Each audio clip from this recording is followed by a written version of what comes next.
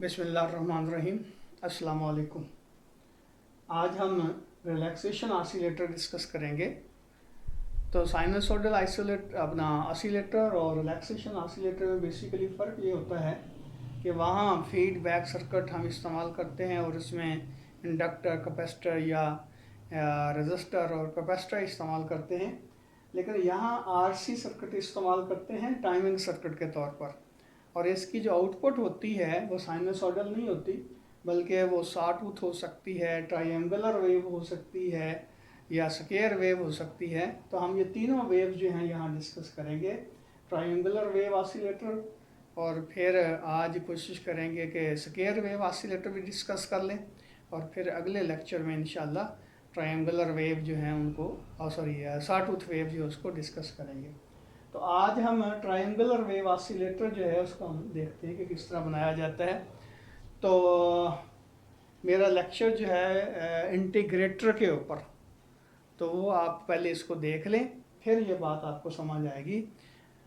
ये देखें, ये जो ट्रायंगुलर वेव ऑसिलेटर है इसमें हम दो पोर्शन लेते हैं। एक पोर्शन जो है वो कंपैरेटर के तौर पर काम करता है और दूसरा पोर्शन जो है इंटीग्रेटर के तौर पर काम करता है। अब इंटीग्रेटर में क्या होता है कि अगर इनपुट जो है हमारी नेगेटिव हो, यानी कि यहाँ पे इनपुट जो है वो हमारा कांस्टेंट नेगेटिव वोल्टेज हो, तो क्या होगा, ये देखें, ये हमारा कैपेसिटर जो है वो चार्ज होगा। यानी कि कैपेसिटर में से ज़ाहिर है अगर ये नेगेटिव होगा तो करंट भी इस तरह फ्लो होगा ऐसे। तो इसका मतलब ये होगा कि ये जो आउटपुट वोल्टेज है वो ग्रेजुअली इंक्रीज होना शुरू हो जाएगी, क्योंकि इनपुट जो है हमारी नेगेटिव है। तो इसका मतलब क्या होगा कि आउटपुट जो है, यानी कि यहाँ पे ये इंक्रीज होना शुरू हो जाएगी कि नेगेटिव का नेगेटिव पॉजिटिव होगा। इसका क्या मतलब हुआ कि हमारी आउटपुट जो है वो इस तरह की होना शुरू हो जाएगी, वोल्टेज इंक्रीज होना शुरू हो जाएगा, यानी कि पॉजिटिव रैंप हमारे पास यहाँ आउटपुट पर मिलेगा। और अगर यहाँ नेगेटिव की बजाय पॉजिटिव कांस्टेंट वोल्टेज हम प्रोवाइड कर दें तो क्या होगा, ये पॉजिटिव होगा। तो इसका मतलब ये कैपेसिटर जो है अब उसका करंट इस तरह फ्लो होगा, ये प्लेट उसकी पॉजिटिव चार्ज होना शुरू हो जाएगी, ये नेगेटिव, मीन आउटपुट पे नेगेटिवली चार्ज रैंप जो है वोल्टेज आपको मिलेगी। इस तरह की सिचुएशन होगी। इसका मतलब ये हुआ कि अगर हम यहाँ पॉजिटिव कांस्टेंट वोल्टेज प्रोवाइड करते हैं तो ये आउटपुट जो हमारी ये पॉजिटिव यहाँ नेगेटिव करते हैं तो ये पॉजिटिव गोइंग यानी कि अप गोइंग रैंप वोल्टेज आपको मिलेगी। और अगर हम यहाँ पॉजिटिव देते हैं तो यहाँ फिर ये नेगेटिव रैंपिंग वोल्टेज जो है आपको मिलेगी। यानी जिस तरह ये देखें कि ये नेगेटिव होगा, यहाँ पे नेगेटिव होगा तो ये पॉजिटिव, इस तरह यानी कि वोल्टेज इंक्रीज होती जाएगी।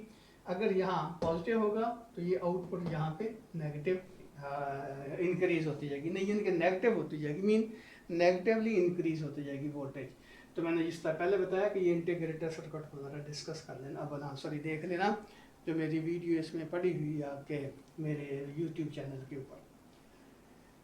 अब ये कंपैरेटर का तो आपको मतलब समझते ही हैं आप कि अगर ये वोल्टेज जो है, यानी कि जो इन्वर्टिंग टर्मिनल है उसके ऊपर वोल्टेज जो है नॉन इन्वर्टिंग टर्मिनल से ज़्यादा होगी तो यहाँ पे नेगेटिव वी मैक्स आएगा, यानी कि मैक्सिमम वोल्टेज नेगेटिव होगी। लेकिन अगर इसकी वैल्यू स्लाइटली, यानी कि नॉन इन्वर्टिंग टर्मिनल की वोल्टेज जो है इससे ज़्यादा होगी तो यहाँ पे पॉजिटिव मैक्सिमम जो है वोल्टेज वो शिफ्ट हो जाएगी। अब यहाँ हमने क्या किया हुआ है, इसको 0 वोल्ट के ऊपर रखा हुआ, यानी कि जो इन्वर्टिंग टर्मिनल है वो ग्राउंडेड है। तो इसका मतलब ये हुआ कि जैसे ही इसकी वोल्टेज जो है थोड़ी सी भी 0 से इंक्रीज होगी तो यहाँ पे यानी कि ए पॉइंट के ऊपर जो वोल्टेज आपको मिलेगी वो पॉजिटिव वी मैक्स के बराबर होगी। लेकिन अगर इसकी वोल्टेज जैसे स्लाइटली डिक्रीज होगी तो यहाँ शिफ्ट हो जाएगा ये हमारा कंपैरेटर माइनस वी मैक्स के ऊपर। तो ये भी कंपैरेटर को भी ज़रा देख लेना, वो आपकी किताब में दिया हुआ है। मेरा ख्याल में मेरा लेक्चर तो यूट्यूब में यहाँ नहीं है क्योंकि उसके बाद के लेक्चर मैंने यहाँ अपलोड किए थे। तो बहरहाल ये कंपैरेटर जो है इसको हम जोड़ देते हैं इंटीग्रेटर की इनपुट के ऊपर। इतना हिस्सा कंपैरेटर है और ये जो है वो इंटीग्रेटर। अब इसमें देखें कि ये हम देखना चाहते हैं कि अपर टर्निंग पॉइंट कहाँ पे बनता है और लोअर टर्निंग पॉइंट कहाँ पे बनता है, यानी कि ये हमारी जो आउटपुट आ रही है ये वोल्टेज बाहर है। ये कंपैरेटर जो है जब शिफ्ट यानी कि हो जाता है पॉजिटिव ई मैक्स के ऊपर आ जाता है तो ये इस तरह की वोल्टेज आउटपुट पे यहाँ मिलना शुरू हो जाती है। जब ये नेगेटिव पे आ जाता है तो इस तरह की वोल्टेज मिलना शुरू हो जाती है, यानी कि आउटपुट पे आपको साफ वेव मिलना शुरू हो जाती है। और ए पॉइंट के ऊपर ये वोल्टेज जो हम शो कर रहे हैं ये ए पॉइंट के ऊपर जो कंपैरेटर की आउटपुट है वो ये बनती है। तो ये इनिशियली हम अज्यूम कर लेते हैं कि ये जो हमारा कंपैरेटर है उसके ऊपर यहाँ पे वोल्टेज जो है वो माइनस वी मैक्स के बराबर थी। तो यहाँ वोल्टेज माइनस वी मैक्स के बराबर है और ये जो V पॉजिटिव है एक्चुअली इस पॉइंट की वोल्टेज को शो कर रहा है। ये जरा इसको पहले जरा देख लें कि ये VA है और ये पॉइंट V पॉजिटिव है और ये पॉइंट जो है V आउट है, यानी कि इतना हिस्सा जो ये वाला हिस्सा जो हम डिस्कस कर रहे हैं V आउट है, V पॉजिटिव है और VA है। तो अब इसमें ये देखें कि यहाँ पे V नेगेटिव है, V max negative V max है और ये V आउट है। अब टर्निंग पॉइंट कहाँ पे होगा? ये देखिए ये वोल्टेज जो है ग्रेजुअली इंक्रीज होती आ रही है। जिस तरह मैंने पहले बताया कि यहाँ अगर नेगेटिव वोल्टेज होगी तो ये वोल्टेज इंक्रीज होना शुरू हो जाएगी, तो ये वोल्टेज इंक्रीज होती जा रही है। और ये याद रखें ये इसके साथ अटैच है यहाँ पे, यानी कि यहाँ पे ये अटैच है। अब ये voltage V max negative max है, माइनस V मैक्स है और ये वोल्टेज इंक्रीज होना शुरू होगी। जब ये इंक्रीज होते होते एक ऐसा पॉइंट आएगा कि इस पॉइंट की वोल्टेज जीरो हो जाएगी। ये देखिए यहाँ पे वोल्टेज जब जीरो हो जाएगी तो अब इसके बाद जब वोल्टेज इंक्रीज होगी तो ये वोल्टेज इंक्रीज हो जाएगी इसके मुकाबले में।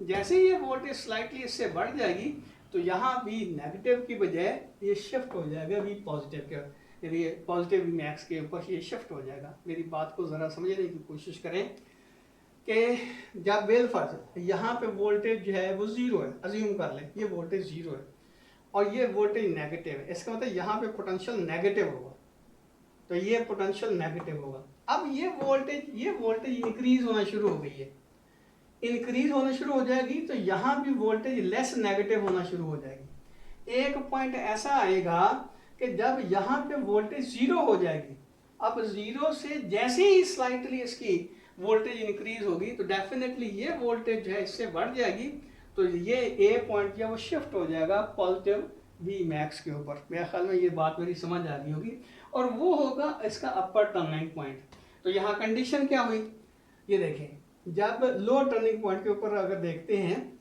अच्छा एक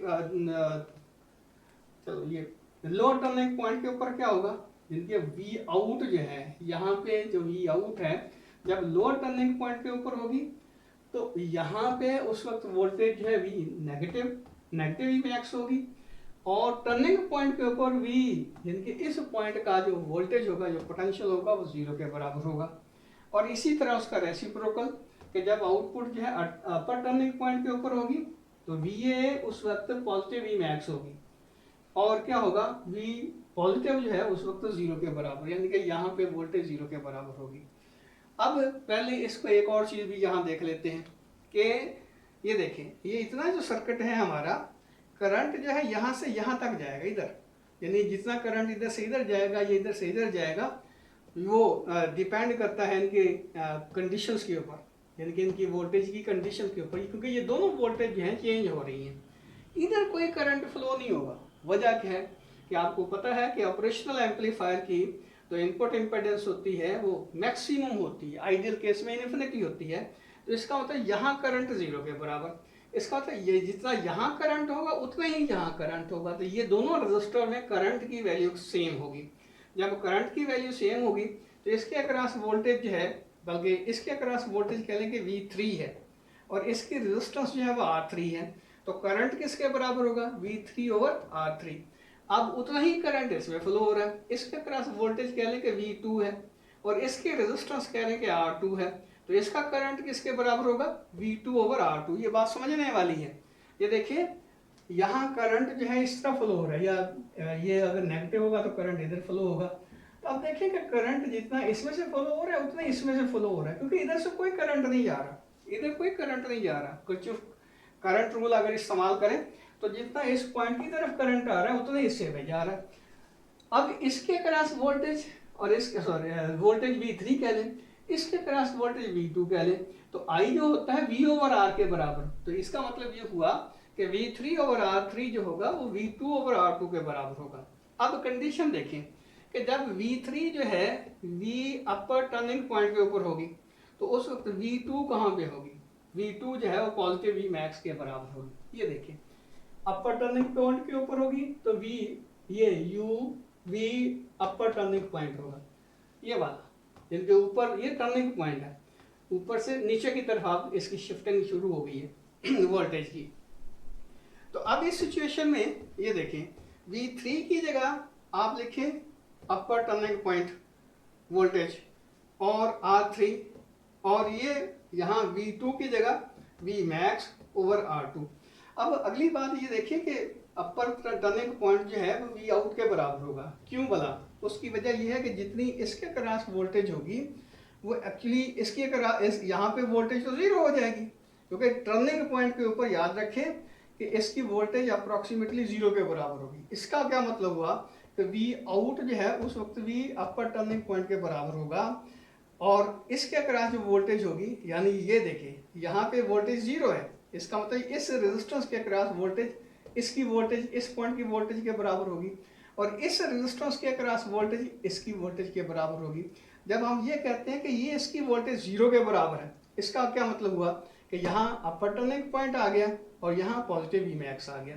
तो उस सिचुएशन में ये देखें कि हम ये कंडीशन यहाँ पुट करते हैं, तो V upper turning point over R3 is equal to V positive V max over R2। तो ये V अपर टर्निंग पॉइंट जो होगा वो positive V max R3 over R2 के बराबर हो जाएगा। अब इसी तरह अगर इसका लोअर टर्निंग पॉइंट की वैल्यू निकालते हैं तो क्या होगा? V3 जो है हो जाएगा V लोअर टर्निंग पॉइंट, और V2 क्या होगा? V2 जो होगा वो माइनस V मैक्स के बराबर होगा। ये देखिए माइनस V मैक्स पे ये टर्निंग पॉइंट आ रहा है, यानी कि यहां से शिफ्ट हो जाएगा, ये टर्निंग पॉइंट आ गया आपके पास। तो V2 V मैक्स के माइनस V मैक्स के बराबर होगा। तो इसका क्या मतलब हुआ कि इस इक्वेशन में ये दोनों वैल्यू पुट करें तो V लोअर टर्निंग पॉइंट जो होगा is equal to minus V max, और ये किसके बराबर होगा?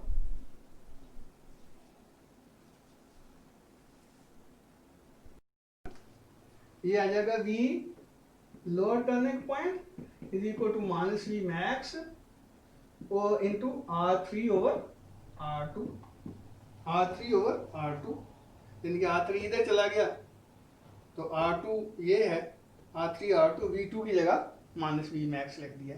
तो इस तरह इसके टर्निंग पॉइंट जो हम एडजस्ट कर सकते हैं। तो ये देखें सिंपल बात क्या हुई कि R2 और R3 इसकी वैल्यूज को हम एडजस्ट करते हैं अपने required V upper turning point और V लोअर टर्निंग पॉइंट के लिए। तो ये जो हमारे पास वेव फॉर्म आती है ये किस किस्म की आती है? देखें ट्रायंगुलर वेव फॉर्म आती है आपके पास। तो इसकी अपर लिमिट और लोअर लिमिट जो है, यानी कि ये लाइन और ये लाइन जो है, या ये लेवल और ये लेवल जो है, हम ये रजिस्टर R2 और R3 इसकी वैल्यू एडजस्ट करके हम अपनी रिक्वायर्ड वैल्यू जो है वो हासिल कर सकते हैं। तो ये हमारा जो ऑसिलेटर होगा ये कहलाएगा ट्रायंगुलर वेव ऑसिलेटर।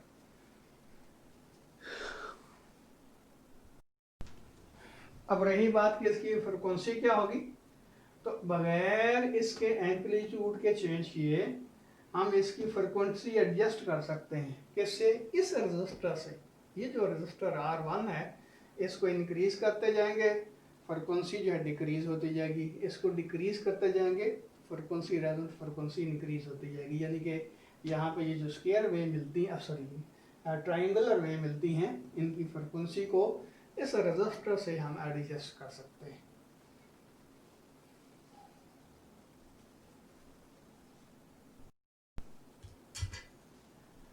ये एक और रिलैक्सेशन ऑसिलेटर है। इसमें हम देखते हैं कि आउटपुट जो है वो स्क्वायर वेव आती है। तो इसीलिए इसको हम स्क्वायर वेव ऑसिलेटर कहते हैं। बड़ा इजी सा ये हमारा अपना सर्किट है। इसमें ये देखें, ये ऑपरेशनल एम्पलीफायर, तो बेसिकली यहाँ ऑपरेशनल एम्पलीफायर जो है कंपैरेटर के तौर पे काम कर रहा है। इसकी जो इन्वर्टिंग टर्मिनल है वो हमने कैपेसिटर के साथ जोड़ी हुई है। इसका मतलब ये हुआ कि कैपेसिटर के अक्रॉस जो वोल्टेज आती है वो इसके इन्वर्टेड टर्मिनल के ऊपर है, और इसका जो नॉन इन्वर्टिंग टर्मिनल है उसको हमने एडजस्ट किया है, उसको आउटपुट के साथ अटैच कर दिया। तो आउटपुट के साथ आउटपुट वेरी करेगा तो ये टर्मिनल वेरी करेगा। अब आपको पता है कि अगर इन्वर्टिंग टर्मिनल की वोल्टेज जो है वो नॉन इन्वर्टिंग टर्मिनल की वोल्टेज से स्लाइटली ग्रेटर हो जाती है तो आउटपुट जो है वो शिफ्ट हो जाता है -V मैक्स के ऊपर। और इसी तरह अगर इन्वर्टिंग टर्मिनल जो है उसकी वोल्टेज जो है वो स्लाइटली लेस हो जाती है नॉन इन्वर्टिंग टर्मिनल की वोल्टेज से, तो उसका रिजल्ट क्या निकलता है कि आउटपुट जो है सडनली शिफ्ट हो जाती है पॉजिटिव V मैक्स के ऊपर। अब जरा इस सर्किट का एक्शन देख लें। तो इनिशियली हम कहते हैं कि हमारी जो वोल्टेज है, आउटपुट की वोल्टेज है वो मैक्सिमम के ऊपर है। तो ये कैपेसिटर अभी चार्ज नहीं हुआ, कैपेसिटर की वोल्टेज है 0 के बराबर है। तो हम सर्किट ऑन करते हैं, कैपेसिटर जो है वो चार्ज होना शुरू हो जाता है। डेफिनेटली कैपेसिटर जो चार्ज होगा तो वो एक्सपोनेंशियली चार्ज होगा। अब पहले इसकी वोल्टेज ज़्यादा थी, यानी कि V पॉजिटिव जो है या VF जो है उसकी वैल्यू ज़्यादा थी, तो आउटपुट आपके पास V मैक्स के बराबर था। तो अब ये जब V मैक्स के बराबर था, ये वोल्टेज ज़्यादा थी, यहाँ पे पॉजिटिव वोल्टेज ही थी। ये कैपेसिटर जो है इसका ये टर्मिनल जो है वो पॉजिटिवली चार्ज होना शुरू हो गया और इसकी वोल्टेज है इंक्रीज होना शुरू हो जाएगी। अब इसकी वोल्टेज है इंक्रीज होना शुरू हो जाएगी जैसे ही इसकी वोल्टेज जो है वो इस फीडबैक वोल्टेज से एक्सीड कर जाएगी। इसका मतलब ये होगा कि ये जो इन्वर्टिंग टर्मिनल है उसकी वोल्टेज है इससे जस्ट एक्सीड करती है, तो ये हमारा V आउट जो है वो शिफ्ट हो जाएगा। कहाँ पे भी -V मैक्स के ऊपर। ये देखिए वोल्टेज पॉजिटिव V मैक्स थी आउटपुट के ऊपर, तो कैपेसिटर ने चार्ज होना शुरू कर दिया। कैपेसिटर चार्ज होते होते जब ये एक ऐसे लेवल के ऊपर पहुंचा है जब इसकी वोल्टेज जो है इससे एक्सीड कर गई है, तो डेफिनेटली ये शिफ्ट हो जाएगा। कहाँ पे? आउटपुट इसकी शिफ्ट हो जाएगी। कहाँ पे? -V मैक्स के ऊपर। तो ये -V मैक्स के ऊपर आ जाएगा। जब ये -V मैक्स के ऊपर आ जाएगा कैपेसिटर डिस्चार्ज होना शुरू हो जाएगा। अब कैपेसिटर डिस्चार्ज होते होते एक ऐसे लेवल पे पहुंच गया है जहाँ पे इसकी वैल्यू जो है, इनके कैपेसिटर के क्रॉस वोल्टेज की वैल्यू VF से डिक्रीज हो गई है। तो VF से जैसे इसकी वैल्यू डिक्रीज होगी तो इसका मतलब ये होगा फिर ये शिफ्ट हो जाएगा पॉजिटिव V मैक्स के ऊपर। जब ये पॉजिटिव V मैक्स के ऊपर आ जाएगा तो कैपेसिटर फिर पॉजिटिवली चार्ज होना शुरू हो जाएगा। ये बात ध्यान में रखें कि यहाँ V मैक्स की जो वोल्टेज है उसकी वैल्यू इससे ज़्यादा हो सकती है, VF से ज़्यादा। इसी वजह से ये देखिए यहाँ से जो कैपेसिटर चार्ज हो रहा है वो इस R1 और C यानी कि R1 के थ्रू कैपेसिटर जो है चार्ज हो रहा है। तो इसका मतलब ये हुआ कि हम इसका चार्जिंग टाइम जो है उसको भी और इसकी वोल्टेज जो है उसको भी ये R1 और C जो हमने इस्तेमाल किया है इसकी वोल्टेज और इनके इसका टाइम जो है, टाइम पीरियड ख़ास तौर पर वो एडजस्ट कर सकते हैं। तो ये अपर वोल्टेज और लो वोल्टेज तो ज़ाहिर है ये डिपेंड करता है इसका VCC नेगेटिव और VCC पॉजिटिव के ऊपर, लेकिन इसका जो टाइम है वो R1 और C से हम एडजस्ट कर सकते हैं। डेफिनेटली R1 की इंक्रीज वैल्यू होती जाएगी तो इसका टाइम जो है प्रोलॉन्ग होता जाएगा, फ्रिक्वेंसी कम होती जाएगी। और इसी तरह C की वैल्यू इंक्रीज होती जाएगी तो भी इसकी फ्रिक्वेंसी जो है वो डिक्रीज होती जाएगी, टाइम पीरियड जो है वो इंक्रीज होता जाएगा। तो बहरहाल ये देखें, ये हमारे जो ऐसा ऑसिलेटर बन गया जिसकी आउटपुट जो है वो स्क्वायर वेव के शेप में हमारे पास आ रही है। यानी कि इस एक ऑसिलेटर के से आप दो तरह की वेव फॉर्म ले सकते हैं। इस तरह की वेव फॉर्म भी ले सकते हैं और इस तरह की वेव फॉर्म भी आप हासिल कर सकते हैं। यहाँ पे अगर ऑसिलोस्कोप लगाएंगे तो इस तरह की वेव फॉर्म आपको मिलेगी, यहाँ पे ऑसिलोस्कोप लगाएंगे तो इस तरह की वेव फॉर्म हासिल होगी। या जिस भी हम इंस्ट्रूमेंट को देना चाहते हैं इस तरह की वेव फॉर्म, और तो यहाँ से आउटपुट उसकी अटैच कर देंगे उस डिवाइस के साथ। यहाँ हमारी रिक्वायरमेंट है इस तरह की वोल्टेज दीजिए, और अगर इस तरह की वोल्टेज हमने देनी है तो यहाँ से उसको अटैच कर देंगे। तो ये हमारा रहा स्क्वायर वेव ऑसिलेटर। अल्लाह हाफिज़।